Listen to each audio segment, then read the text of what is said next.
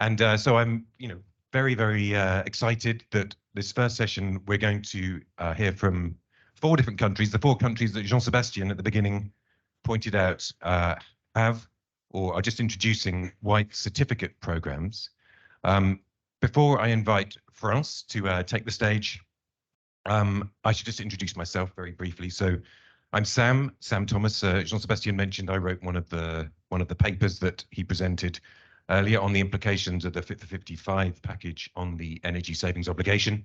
And that's because I work for the Regulatory Assistance Project, and we're an NGO dedicated to accelerating the energy transition. And as part of that, we are a partner in the ENSMOV Plus project. And also to thank again EDF and AT2E for today's meeting. As previous speakers have already pointed out, it really is a wonderful venue. But without further ado, I am going to invite France to take the stage. Now we've got the 4 countries. We're already running a little bit behind time. So my main job actually, apart from asking the audience if you have any questions, is to keep our speakers to time. So all our speakers, you've got 10 minutes. I'm going to basically tell you you've got 1 minute left at some point, and then I'm going to tell you to stop. I'll start standing up, and then you're really going to start getting worried. So please try and keep to time so that we can get through what is very dense but super interesting agenda. So without further ado, I'm going to hand over to our first speaker, Angélique and Pascal from the French Ministry of Ecology. Over to you. Thank you. Good morning, everyone. We are very happy to welcome you here in Paris and to see everyone here gathered to discuss about the energy efficiency. And thank you a lot for giving us the opportunity for describing what we are doing in France since 2006.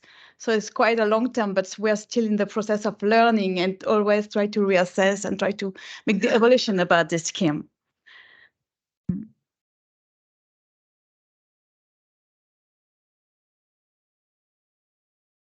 Thank you. I will just try to make a quick overview, a quick idea of what is our white certificate scheme. So our scheme started in 2000. I will try this one. Our scheme started in 2006, and now we are in the 5th period. That started in 2022. That will be finished in 2025. We are the Ministry for the Energy Transition. So we have 2 units, one which is dedicated to the regulations and one which is dedicated to the administration and for the monitoring and the review of this white certificate scheme. And we get a technical support from the AT2E that we talk a lot this morning, which is the organization in charge for helping for the implementation for this white certificate scheme. And of course, the ADEME, which is our energy agency, that is a strong advisor for this scheme. We got about 120 energy suppliers that are obliged for this. And we have a lot of stakeholders and a lot of people that we keep to discuss with throughout the time, which are all the eligible parties and, of course, the contractors for the registry and the trading platform, because it is schemes that can be marketed. Actions are eligible in all the end-use sectors, meaning buildings, meaning industry, meaning tertiary sectors, meaning transportation and all of this. We got some sub-targets related to the energy poverty, but I won't describe it more because Pascal will go further through this. And our units is the kilowatt CUMAC. CUMAC stands for accumulated and actualized, because as Jean-Sébastien mentioned, it is like we get lifetime for all the actions that we are doing, so we have to accumulate all of this. We got 3 different ways for getting the certificates. One is through standardized actions. We got like 218 sheets right now. Can do also specific actions and programs, but I won't go further. And yeah, it's possible to apply on an ongoing basis per certificate as credited at once. In terms of monitoring and verification development, I won't go further than this because this afternoon you will have a whole session about these topics. But what is important is that since 2029, we have dramatically improved our regulations to strengthen all the control because for the detection of the fraud and to fight against this. What is important is that our national policy within the French ministry is doing this control. In 2022, we have done more than 6,000 control on sites, and with a total budget of more than 5 million euros dedicated to the control. And the obligated party also have to control the actions they are doing. If you want to know a bit more about it, then the session of this afternoon will be very useful and will provide a lot of information about it. About the data for the cost and the benefits, our schemes is like from 4 to 5 billion. So I heard 6 because, of course, like the level of obligation is increasing within time. So last year it was a higher number than, but if you look at the average, it's more than 4 to 5 billion. We got a certificate price between 7 and 9 euros per megawatt hour. And last year we claimed for about 24 terawatt hour in 2021 as the EED Article 7 at that time, but now it's Article 8. And if I just roughly go through the results, most of our actions are based on the standardized actions. And here you can see that it is like cross-sectoral approach, and that about 75%, like 3/4 of our certificates are delivered to the building sector. Just to give a little of backgrounds of the energy efficiency schemes and how it's like made within our French regulations. So it's all based on the EED, of course, the implementation of the Article 8 today is with the current versions because there have been the revisions of the EED that has been published in September. But it's part of all our policies that we are implementing in France related to the energy efficiency. So we got some cross-sectoral approach. So of course there is this energy saving certificates, but we also have some regulations related to eco designs, related to, and we get some awareness campaigns, some one-stop shop. I mean, we have a lot of different schemes that do have cross-sectoral approach, and then we do not claim for the Article 8 because the white certificate scheme is enough for this Article 8. And we also have other regulation related that are most with a sectoral approach. Regulation related to buildings, this 2021 for example, the new buildings with long-term renovation strategy. We got also a grant scheme dedicated to the renovation of the house. We got also some schemes related to the energy audits for the industrialization, decarbonization of the industry, for the regulation of the transportation. So just to tell you that the white certificate scheme is part of a larger family of energy saving regulations within our French systems. And just to finish with why we really need to go further and to emphasize again this energy savings. What you get like in this plain green line is energy consumption. The final energy consumption in France since 2012, which is a reference year in our French regulation. So you can see this COVID impact. And if we follow and continue with these dynamics, we can see that in 2023, we will reach, like we lose about, we'll get about this 10% reduction of the energy consumptions. But according to the new and the revised EED, we have to reach 30% of the final energy consumption compared to 2012. That means that our new target is there. So we have to switch from this current dynamic in 2023 to this one. And this is a challenge that we are now facing all together, I guess. Mm-hmm. I'll hand over to Pascal, who will. Thank you, Angélique. After this broad overview, maybe some looking back to the beginning of the white certificate scheme, starting in 2006. On this graph, you see the increasing of the obligation level, starting from the first period in 2006, from 56 terawatt-hour CUMAC to the current period 5, around 3,100 terawatt-hour cubic. So it's a big gap from the beginning. It was done by a constant increase of the level of the obligation, with a particularity in 2005. We start with putting in place a dedicated obligation for the energy poverty. So starting in 2005, the orange part of the graph shows the energy poverty obligation. And now we are in the 5th period called evolution. In the last part, the last bar, the level is more than 30%. It's 35% dedicated to energy poverty obligation. So we have in the French white certificate scheme 2 types of certificate. One dedicated to energy poverty, and the second one, classic, dedicated to other operation. It has already been said, but we have three ways to obtain certificate from the obligated party. The main ways, 90%, close to 90%, is the standardized operation. In the catalog, we have dedicated operation sheets for very standardized operations, saying installation of house, changing boilers. Yeah, 1 minute. Thank you, Angélique. We have dedicated to specific operations, specifically for industry, for example. It's a specific operation to say it's not in the catalog, so we have to have a case-by-case approach. And additionally, we have programs close to 10% of the total certificated for as an average.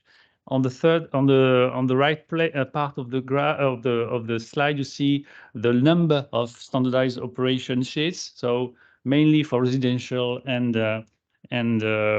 second is transportation.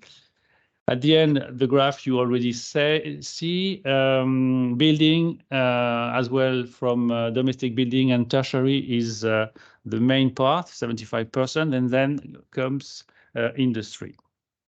We have a challenge for transportation, because this is probably the most challenging part of the next year, increasing certificate dedicated to transportation.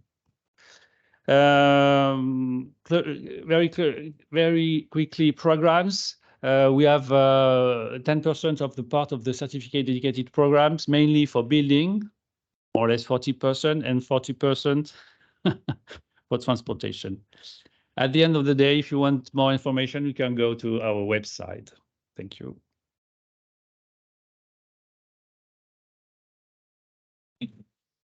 Thank you so much, Angélique and Pascal, for keeping to time. I really appreciate that.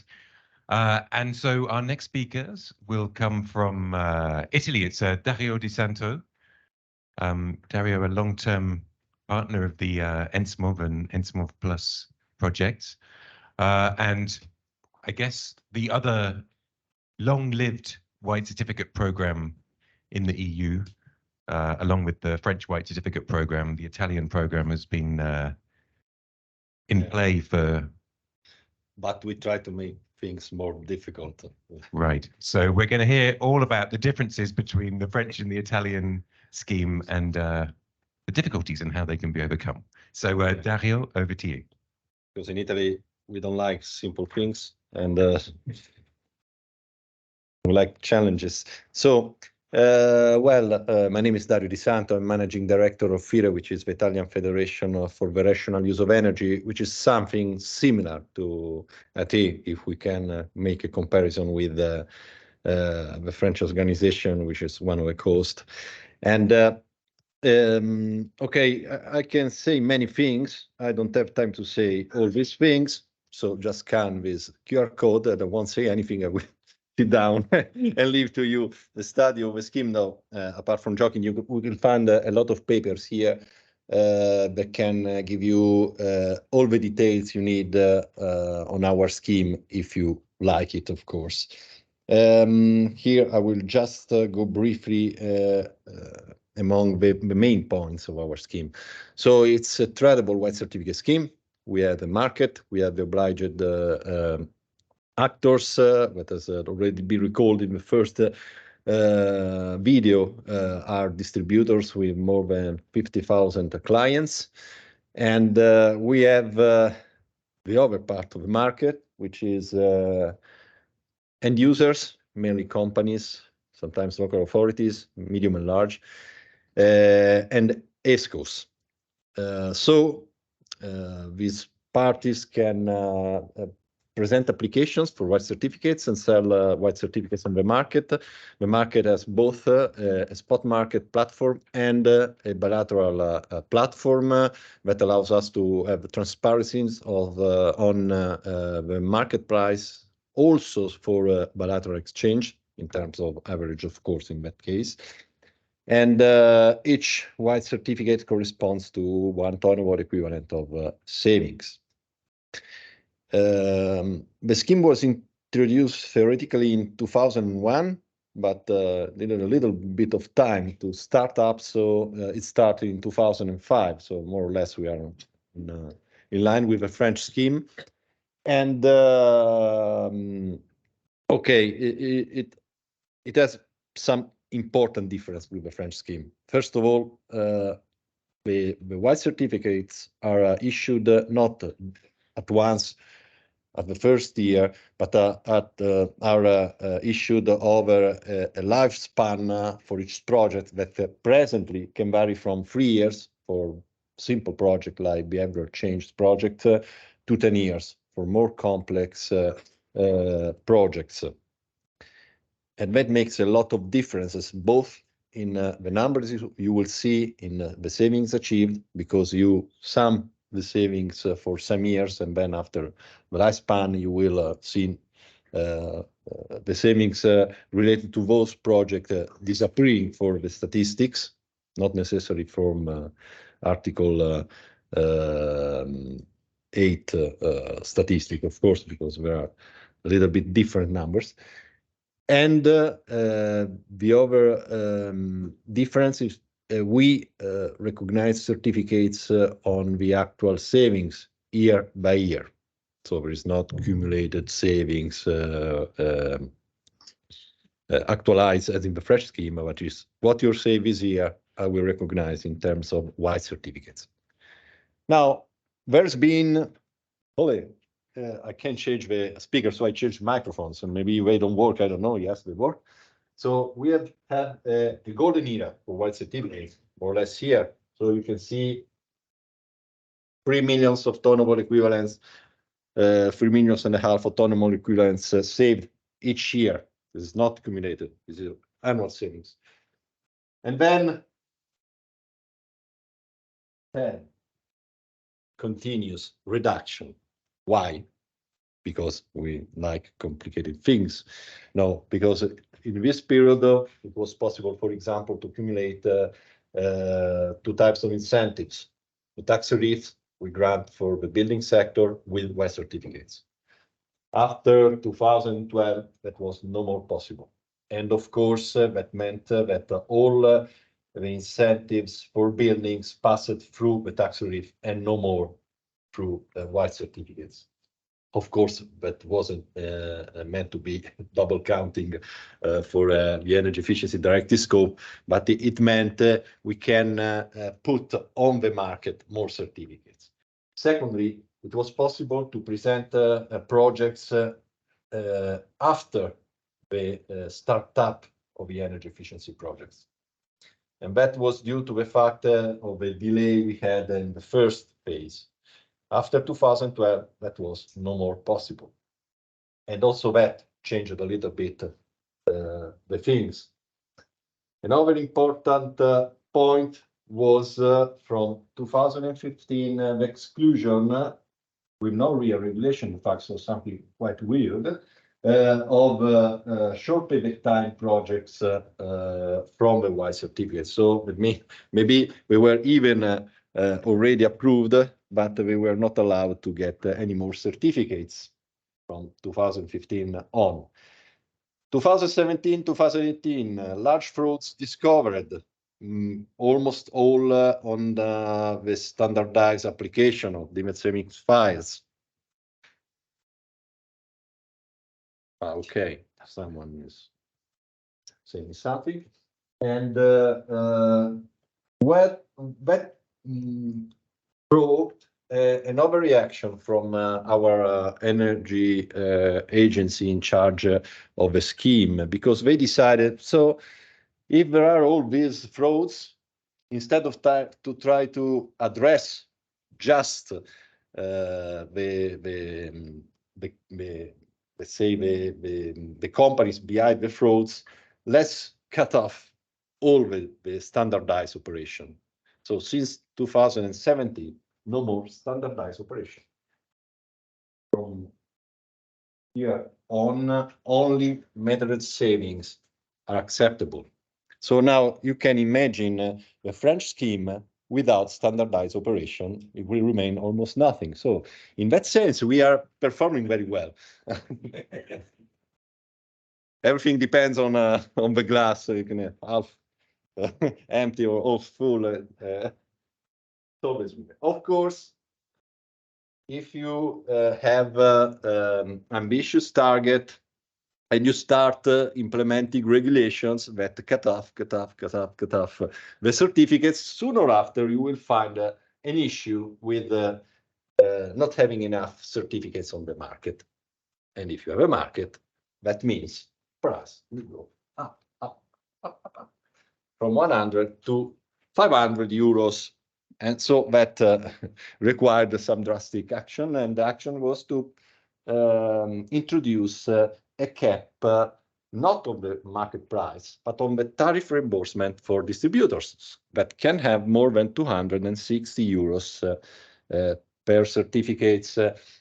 So prices can go up. For example, they reach more than 300 euros here, but the distributors will get only 260. And of course, yes, they don't have any more options to recover that money.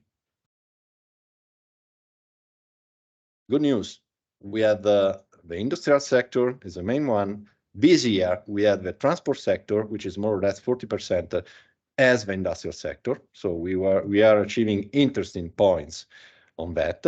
I will say a lot of things on metered savings if you want, and I will just conclude with two slides. The first one, positive developments from in the last 2 years, from the last decree. The first one was the introduction of the possibility to present preliminary request to GSE in order to check if the potential proposal is okay, if the metered approach is okay, the algorithm chosen to evaluate the savings, etc.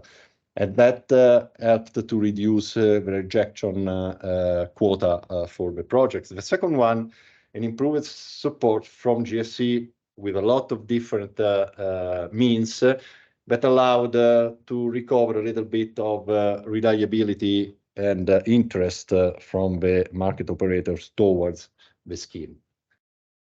Things that maybe needs to be done. First one, to increase the amount of white certificate issued each time, also to go in line with the 2030 targets.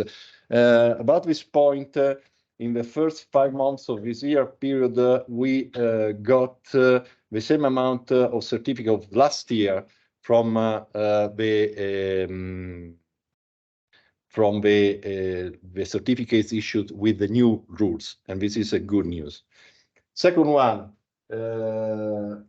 we have to reintroduce for sure standardized operation, and that's because you can't have a real market without standardized operation. Otherwise, with metered savings, that means I present a project, I have to wait at least 1.5 years before I get some certificates. You will have a very inelastic supply, and this is not compatible. And finally, we will check what will happen with the new auction scheme, which has to be introduced soon. So thank you very much, especially to Sam, reminding me to stay in time.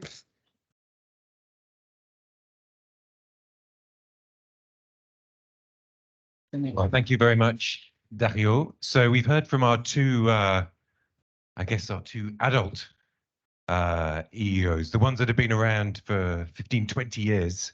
And next, we're going to hear from a relative child, I guess, on the obligation scheme front, or on the white certificate front. And we're going to hear from someone who has, though, been involved in the energy efficiency industry for many, many more years, from Marek Zaborowski from KAPE.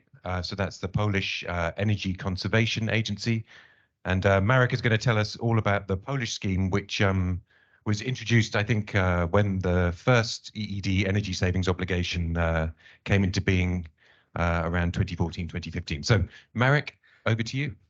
Thank you. Thank you very much. My name is Marek Zaborowski, and as was mentioned, I came from National Agency for Energy Conservation.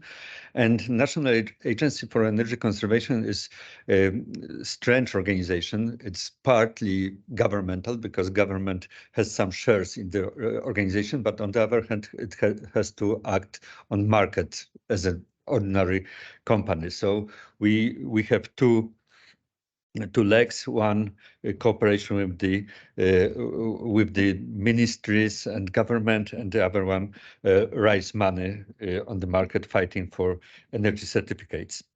So our energy certificate system has been introduced in 2011.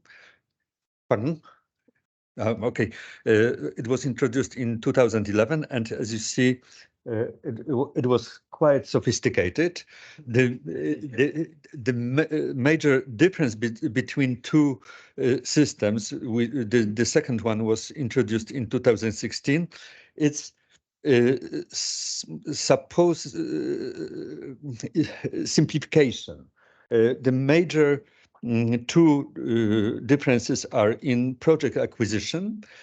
Before, the projects were acquired through energy auctions, and now, okay, thank you.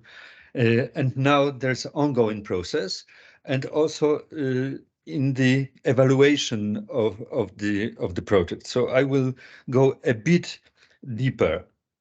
Let me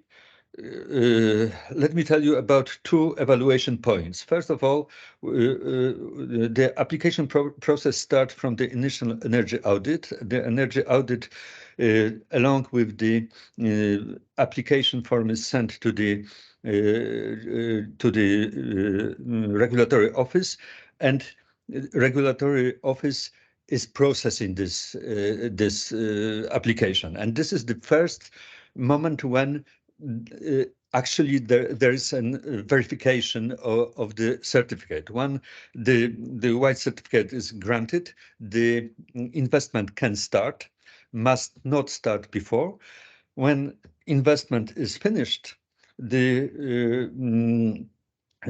ex post audit has to be done, and it's sent to the regulatory office for eventual random verification. And actually, in this point, energy office is quite passive. So it means that this ex post verification is not very strong point in Poland. So there are two major differences. Let me tell you about kind of milestones in the implementation of the Polish white certificates. I will not start from the beginning. I will start from 2016, when the recast of the energy efficiency directive was implemented. In 2016, we have improved the procedure for energy audits. I will tell you later why it was so important. In 2019, we had quite an interesting situation when prices of part of the certificates fallen. Why it's so interesting? Because it shows that the system is quite vulnerable on political decisions. The market waited for decision about the fate of the certificates, and finally, once the decision has been made right here, the prices skyrocket. In 2020, we got some report devoted to energy efficiency by the Supreme Chamber of Control in Poland. This is the highest chamber of control. And the main results of this control related to the white certificates were about money. It means that actually, although the white certificate system provided money, they were not spent, for example, on the control or on the processing. Especially, there was limited budget for the regulatory office, and as a result, there was not enough staff. And for example, waiting time for processing, which according to the regulation should be about 45 days, lasts 2 years. So it was too long. Also, there was poor quality audits underlined. So this is actually the modification of the regulation was quite in line in this finding. Lack of sufficient IT tools, and also that ministry was a bit passive. In 2021, there was amendment of the Polish efficiency law. In 2022, the central register of the final energy savings has been created. I'm talking about it as because it's especially important in Poland, where the access to good statistics is limited, and this is what happened. Okay. So as you see, the register is quite fresh, and there's not much information on this register. There are just cumulative numbers. So we can expect that we will discuss this issue with the ministry, and we will go a bit deeper, and we will have wonderful statistics because all data is already there. So we are progressing. The system is changing, evolving, and improving. What actually is about why I cannot move. Okay. Yes. So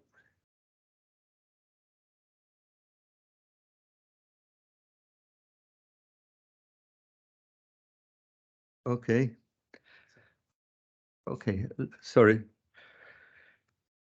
This is wonderful tool, but sometimes you have to click too many times. So when we are going, I prepared kind of SWOT analysis, and I hope I will be able to present everything. If not, the slides will be available for you. So strengths, energy savings obligation is proportional to energy sold to end users. This is very good thing. The certificates are tradable. The system covers new energy saving areas, covers all possible channels of energy delivery, can be almost cost effective, at least for the budget, for the state budget.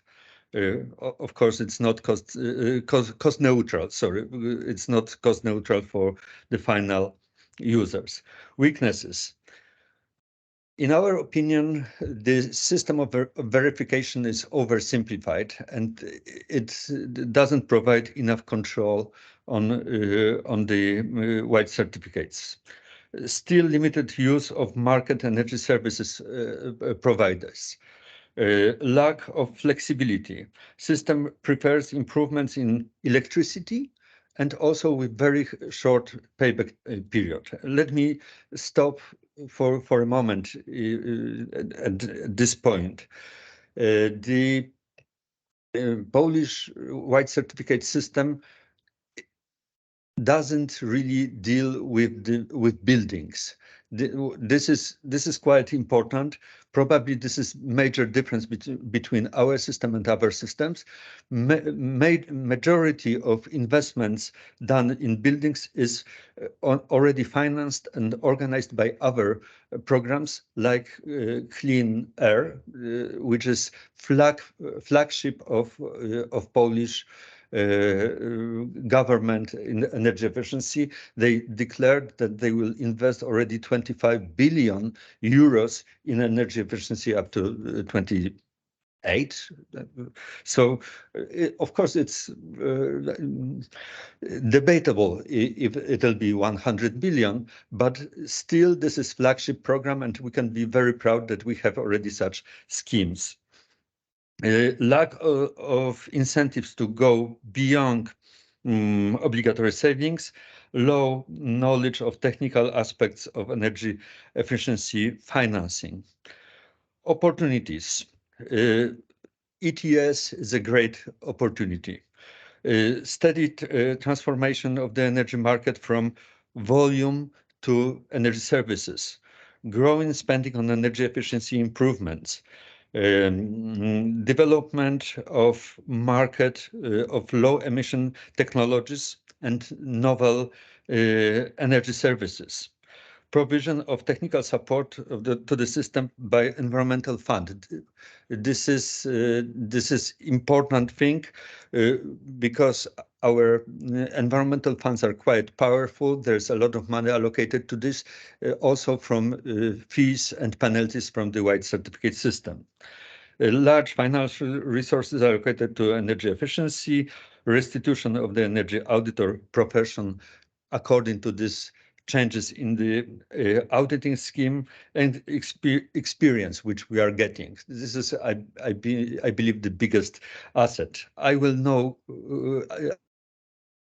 I go any further recommendations. You should read on the slides online if you wish. But I believe that what is important, the system is going to be continuously improved, and we are in close cooperation with the ministry. The ministry is going to focus on energy poverty and substitution fee in the next programming period. Thank you very much.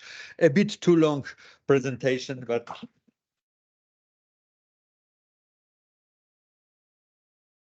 well, thank you so much, Marek, and I really want to talk to you in the coffee break.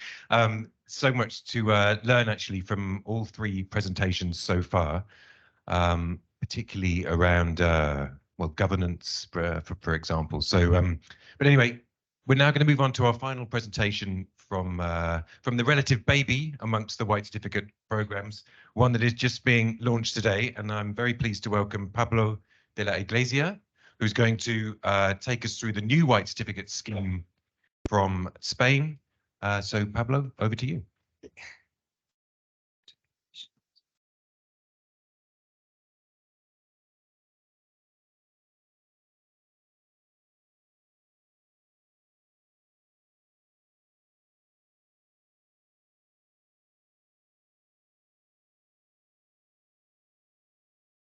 Thank you very much. Good morning to everyone. It's a pleasure for me to be here presenting the baby, our new white certificate scheme in Spain.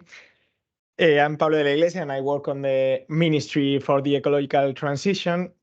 And I just wanted to say, first of all, that our certificates are called KAPE, which stands for Certificado de Ahorro Energético, which in Spanish is Energy Saving Certificate. In this presentation, I will use this microphone. In this presentation, I will show you a brief overview of the energy efficiency obligation scheme of Spain, and afterwards I will explain the main points of the white certificate scheme in Spain, and finally the next steps.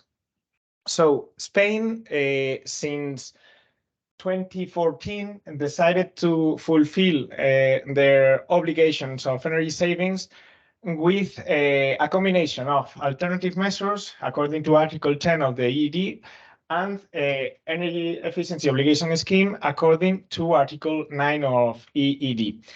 Our target between 2014 to 2020 was that the balance between the alternative measures and the obligation scheme, the obligation scheme would represent the 40% of the savings and the alternative measures the 60% of the savings. That was our plan. However, finally, our obligation scheme reported more or less half of what we wanted at the beginning.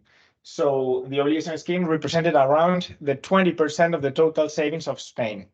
However, in the new period until 2030, first of all, Spain, to fulfill with the directive, has a much higher targets in energy savings, up to 54,000 kilotons of cumulated savings. And we will try to put in a first place, or not in a first place, but to give a higher importance to the obligation system, up to 50% of the total savings by the end of the period. Our energy efficiency obligation scheme, basically, it was created in 2014, and it was based only on the Energy Efficiency National Fund.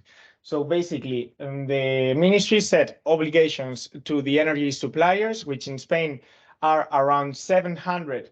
However, out of those 700, around 350 are the obligated parties which have a real obligation. And actually, the 10 top companies of each energy vector account for more or less 75% of the total obligation. So you see a lot of obligated parties, but the important ones are much few. And so far, until now, every year, the obligations were around 200 million euro per year. However, this 2023, the obligation increased up to 390 million euro for this year. And we have emphasized that the obligation is in terms of energy, not in terms of money. As in Spain, the system before used to work only in a way such as the obligated parties needed to pay to the fund, and then with the fund, with the money that was obtained with the fund, grant schemes were designed. Basically, in Spain, the obligated parties and all the society knew this scheme only thinking about money, but we want them to think about energy. That's why we made a huge emphasis on that the obligation is of energy savings. Okay, basically, the old system, the obligated parties needed to pay to the fund, and with the money of the fund, the IDAE, which is our energy agency, created grant schemes to improve the energy efficiency. However, this whole process had some problems. First of all, we were giving only one option to the obligated parties, and it wasn't fair because the obligated parties told us we want to save energy, not only to pay to you so you can save it. And the aid lines were expensive. This means with a lot of investment, we obtained few energy saving. And there was also a delay between the obligated parties, the payment of the obligated parties, and the savings achieved. And also there were administrative burdens related with the grants. And that's why we created the certificate, the white certificate system, in which the obligated parties can create or can obtain the energy savings and directly certificate those energy savings. We also have the delegated parties, which are energy companies or assistance companies, which can find savings all around the society and to help the obligated parties and to fulfill their obligation.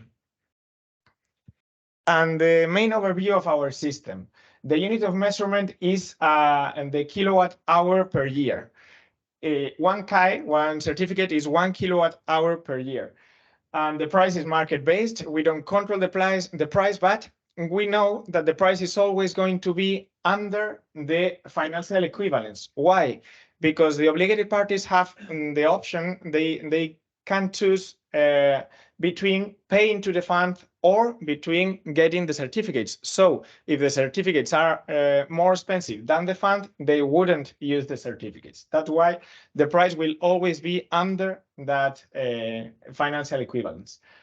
We have also two types of measures, standardized and singular measures. And in the certification process, we have an energy saving verifier, which I will speak about it later.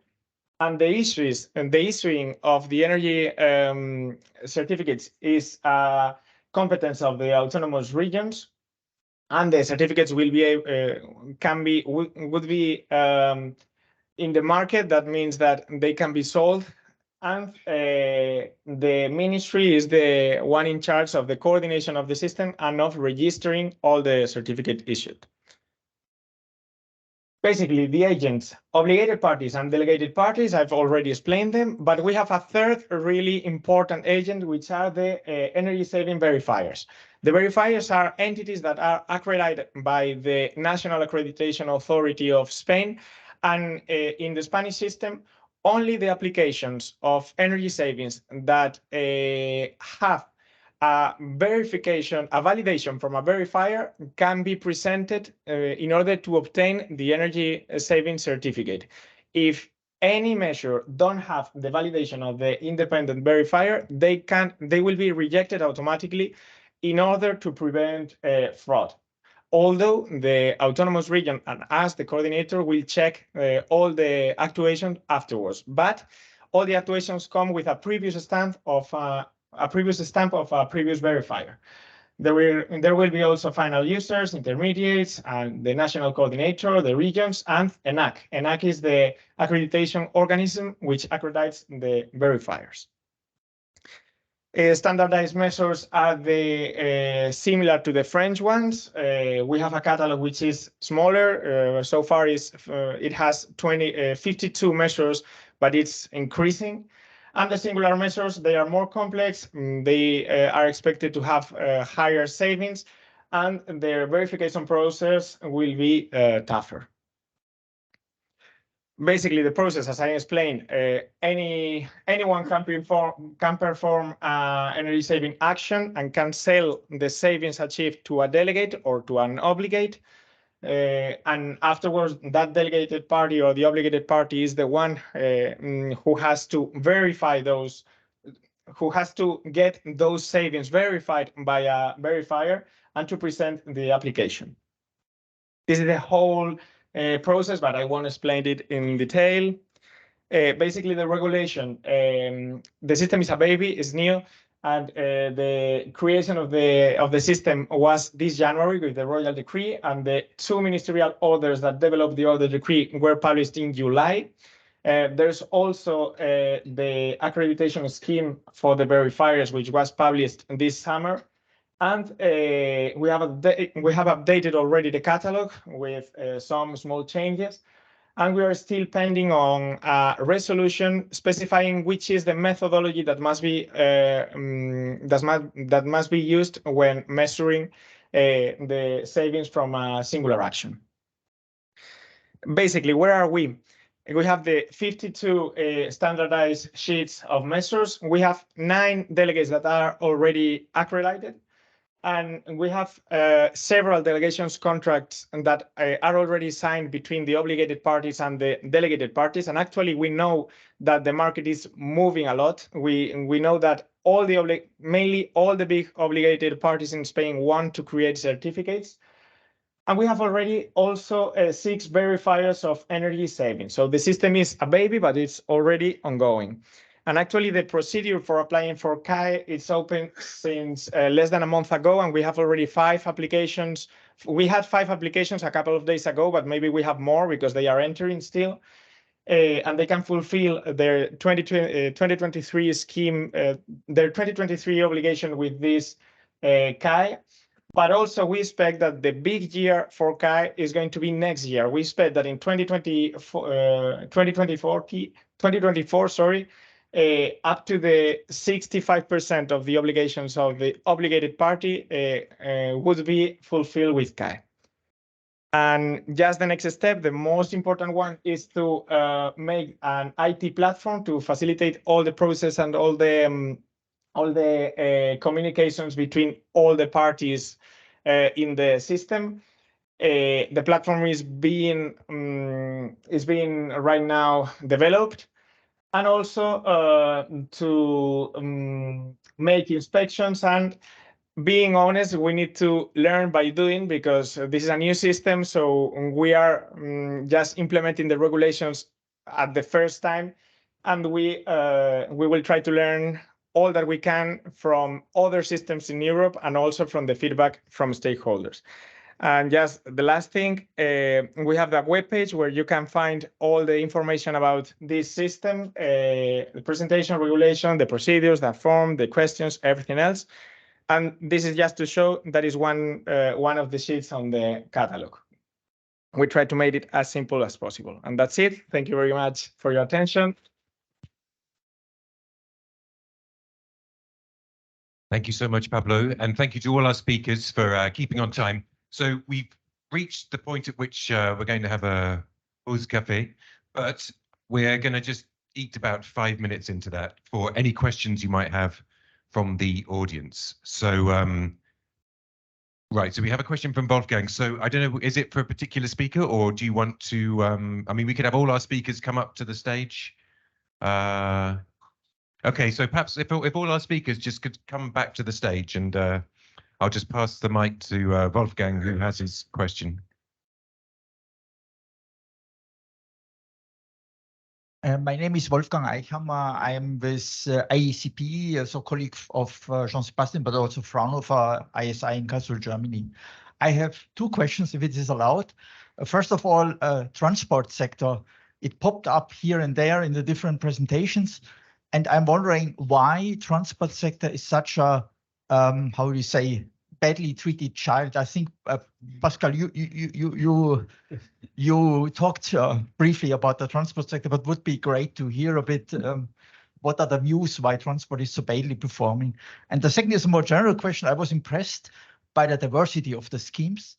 And, you know, having a technical background, you know, when I look to wind converters, all have now 3 blades. There was a kind of convergence in the design of wind converters. When I look at obligation schemes, I have the impression every year there's a new blade added, and at the end we have 2 blades, 3 blades, 5 blades, 10 blades. And I was wondering, what can you say mutually? What is the most appropriate scheme among the experience that you have, or does this diversity simply express the needs in the different countries? That would be great. I mean, it's a very large question, but maybe you have some opinion on this. Thank you very much. No coffee breaks. Okay, thank you, Wolfgang. So, well, perhaps Pascal can start with the transport question. Maybe a kind of a quick answer about transport. We face this challenge, that is to say, we have a number of dedicated standardized operation sheets dedicated to transport, but they are not used as for buildings. The reason is because for an obligated party, they are going to the most efficient, the most with the probably the return on investment that is the more profitable. So it's basically the system rely on that. That is to say, they go to the most efficient actions based on the energy saving. So I did not have time to explain what we call the bonus in the French certificate, because we talk about the calculation, the standardized operation. This is the basic, based on science in a way, that you say one action is has this level of kilowatt-hour cubic, our energy saving unit. This is the scientific basis, and over that we put sometimes some political action. That is to say, we had a bonus dedicated to this type of action. And this is the way we try to emphasize or put in light some type of action that are more profitable for the obligated party.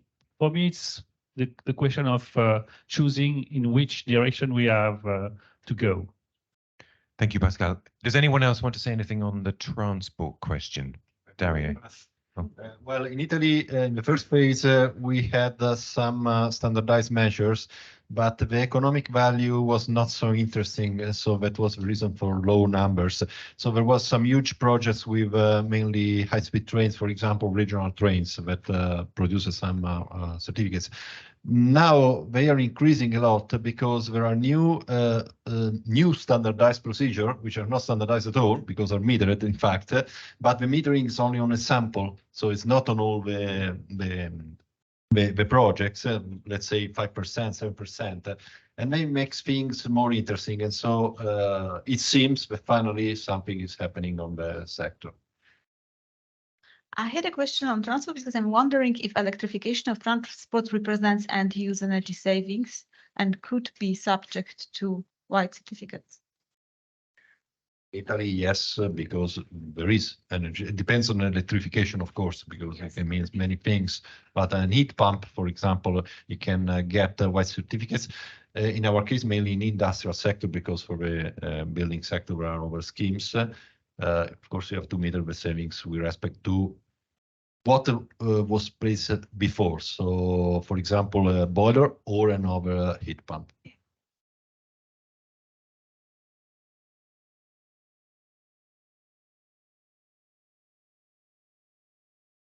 Yeah, it's already there also for transport. Yes, exactly. So just a little precision on that in terms of the additionality, right? So there's a derogation that you mentioned, or Edita mentioned in the presentation on the EED at the beginning for building sector renovation. But that same derogation doesn't apply for the vehicle sector, and there are other EU policy measures like the new vehicle CO2 targets that essentially cap the amount of additional energy savings you can make under this article. So I think that has a big impact on the ability of these types of schemes to generate savings in the transport sector that will count towards the EED energy savings obligation. Of course, there are things you can still do in the transport sector, but it does significantly limit it. So if I can say something about the ENSMOV Plus project, since we are going to plan the webinars and the workshop for the next year, if you have any topics that you feel very important for you, please let us know, and we can organize something next year. Thank you. Exactly. So if we want to do transport, just let us know, and we can really program something that for the next year. So look, we need to take some coffee because we need to get back for the next session.